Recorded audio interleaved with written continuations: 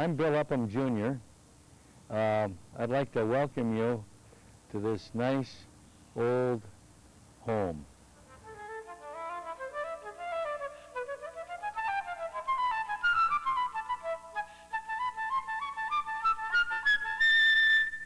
I was born in this house, believe it or not, and many times my brother Fred would laughingly say, "They brought the wrong guy home from the hospital." Well, I have news for him as well as you. He was brought home from the hospital, and I was born here. I was, without a doubt, a very spoiled child because my father was so pleased to have one of his own kith and kin born to him after going through having two children raised in this house. One was Mrs. Finney, Elsie, and she came to the house and was adopted in 1876. And her sister, a baby of 9 months, became Mrs. Caroline Sawyer, and she was adopted at the same time. I have reason to believe that they were sisters, and I have reason to believe that they were distant relatives.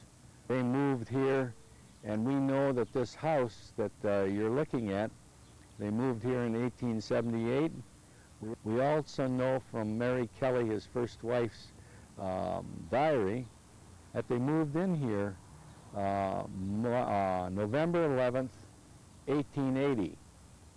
This room was when people came to see him. They came here, sat down, and visited on whatever they wanted to talk about. This table was not here, so the whole room was quite open. Over in that corner was my father's secretary that he'd brought back from the South after the Civil War.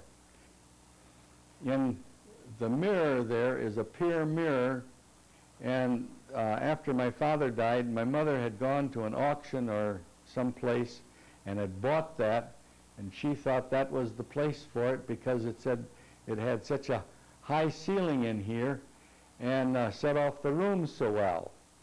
In the corner over here was a chair similar to this, but that chair originally, I think, was in the library. The settee over there was acquired after my father died, and my mother acquired it from either an auction or she had it recovered. When my mother died, she had made a tape of all the things that she had acquired, and that was given to me on behalf of my family. This picture over here, this picture is my father's hometown of Westminster, Massachusetts, and the houses on that street are, a good many of them are still there because one of those houses my father was born in. A phonograph was very similar to this, if not the same one, was purchased, and it was in the other room there. And why I remember very distinctly, it had a marking of a dog speaking into a microphone, and that was the addition for the RCA speaking his master's voice, and that was the business label, and that's the only reason why I know this was not the original one. You sometimes wonder why this room is quite different than the historical background in this. It's very simple. They wanted a sitting room that had a more light in it than the library, and so my stepfather and my mother had this built about 1926 to 1928, somewhere in there. It was a very comfortable room. It had a settee, a small one. It had 2 wicker chairs and another wicker chair there, so that 3 or 4 people could sit, read the magazines or books. The function of this room was there was a sofa or settee that sat in this recess, and it was a place to sit down and to enjoy the fire. And I don't recall whether, but I have a feeling with a small fireplace like that, charcoal or briquettes were used rather than wood, because wood would make for a higher, faster flame. I remember over in this corner over here that my mother told me not to jump on the furniture. And I continued to jump on, there was a sofa there, a small one, and I continued to jump. And as I jumped, I went in the air, and there was a chair with a rocker on it, and right here I hit my eye on that rocker. And my mother was very upset because she didn't want to have me yell too loudly and upset my father. But I remember that distinctly. That corner there, I don't recall anything but my mother put that in there, and apparently she had bought that or something similar to it at an auction or of some sort.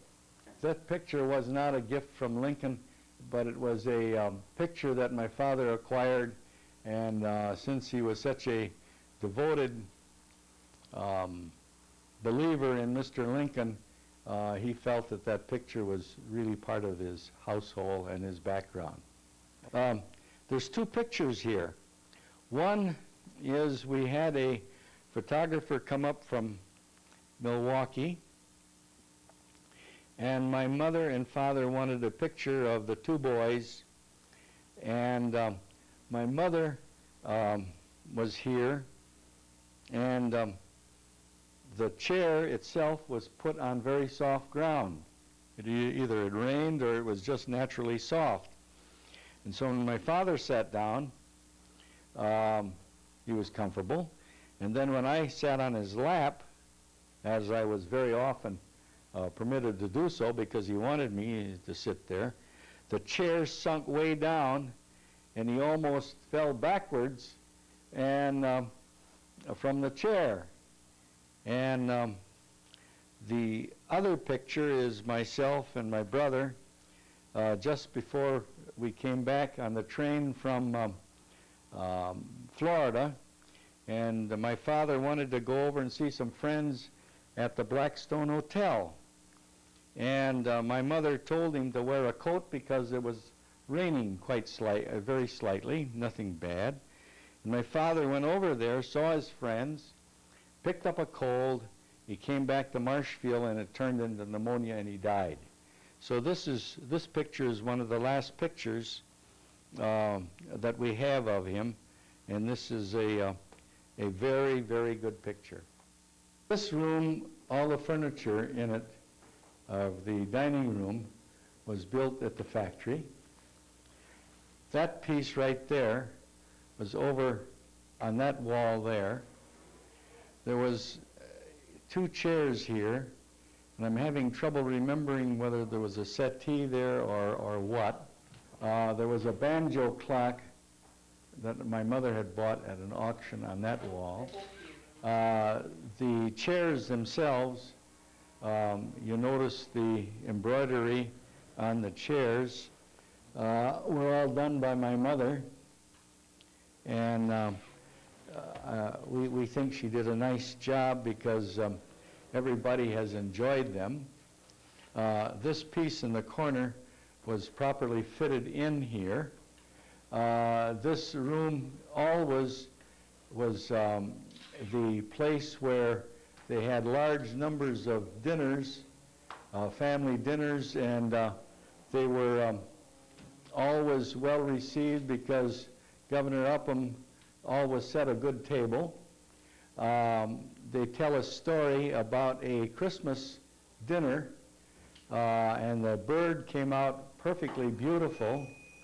Everything was done to perfection, but my father took the knife and put it into the bird, and a bad odor came out, and he realized that the new girl had not cleaned the bird, but had cooked it to perfection from the outside, he lay down his knife and fork that he was using as the carving tools and said, "We'll all retire to the hotel."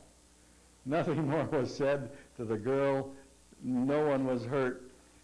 My father wouldn't let me have ice in the water because he felt that the ice in many cases was contaminated, so he'd carefully, if I got served water with ice in it, whether it was a hotel or here or anywhere else, he'd carefully take a spoon and dip it out. And so consequently, we've got a lot of happy memories about eating in this room. This, during my father's period, was a serving room for the dinners. So the food went from the kitchen to the serving room, and that radiator effect of keeping the food hot in there. And then the kitchen itself was about 8 feet off of the back door, and it was just a shed. And in that shed was a big ice box where an iceman would come in and fill the ice chest. So consequently, one of the things that you have there is, after my father died, my mother remodeled this into a breakfast room, and she used this for breakfast rather than have breakfast at the dining room table. And then the kitchen was remodeled and it was extended, so the ice chest and the outdoor room was done away with and made part of the kitchen. And a electric refrigerator was purchased, and it had the unit in the basement, and it was a Kelvinator, and it came up about 1926 or 27 to service that icebox. The first bedroom was in the days of my stepfather, and my wife, my mother's second husband, was her bedroom.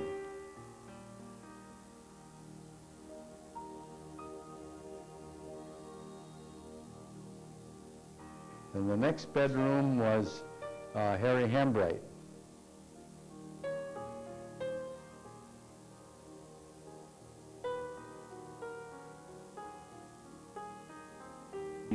In my father's day, that upper bedroom was for his in-laws, and it was an upstairs nursery and sewing room.